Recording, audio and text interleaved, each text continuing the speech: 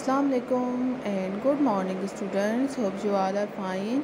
In previous lecture we will learn and discuss about factoring the difference of two squares. Now today we will learn and discuss about the factoring perfect square trinomials. A square plus minus 2ab plus b square.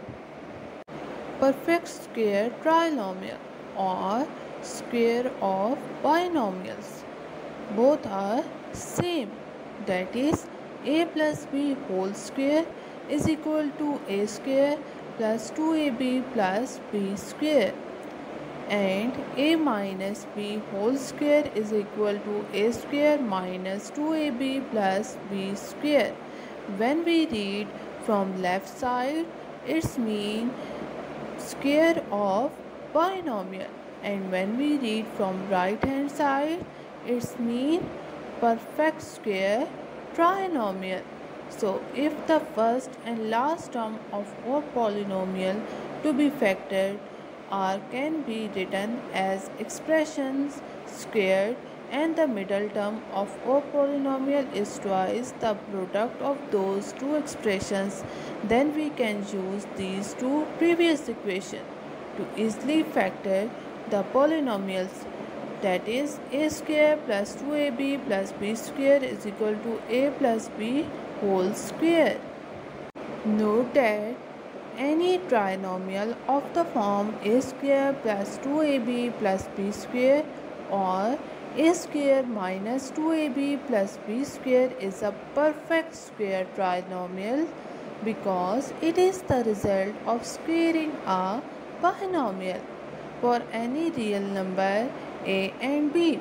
A square plus 2ab plus b square is equal to a plus b multiply with a plus b, that is equal to a plus b whole square, and a square minus 2ab plus b square is equal to a minus b multiply with a minus b, that is equal to a minus b whole square. Here is how to recognize a perfect square trinomial. The first and last term are perfect square. The middle term is twice the product of one factor from the first term and one factor of the last term. An easy way to check whether a trinomial is a perfect square binomial is to look at the first and third term to see if they are perfect squares. If they are, then check the second term by dividing it by 2. The result should be the two perfect squares multiplied by each other. Here we notice that squaring a binomial creates a perfect square trinomials, a plus b whole square and a minus b whole square. Here we also notice the pattern of the middle term. The middle term is twice the product of the binomial's first and last term. A plus b whole square, middle term is plus 2ab. When a minus b whole square, then the middle term is minus 2ab. In a minus b, the last term is minus b. Look at the examples related to factoring binomials and perfect square trinomials. Perfect square trinomials, that is x square plus 2xy plus y square is equal to x plus y whole square. That means we multiply x plus y 2 times, then we get x plus y whole square. And next is x square minus 2xy plus y square is equal to x minus y whole square, means we multiply x minus y 2 times, then we get x minus y whole square. Now by using these identities we can solve the example. Example 1 is m square plus 6m plus 9. In this example variable is m.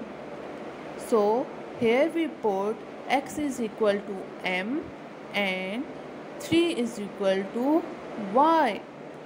So we can write it as m square plus 2 multiply with 3m plus 3 square. When we multiply 3 two times, then we get 9. So we can also write this expression in the form of x plus y whole square. So we put x is equal to m and y is equal to 3, and we get the answer, that is m plus 3 whole square. Now look at the another example, that is 25z square minus 10z plus 1. This example is related to second identity, that is x square minus 2xy plus y square is equal to x minus y whole square. Now in this example we put x is equal to 5z and y is equal to 1. So we can write it as 5z square minus 2 multiply with 5z plus 1 square. When we multiply 1 two times, so students, you know the answer is 1. So we can also write this expression in the form of x minus y whole square, that is 5z minus 1 whole square. This is the answer.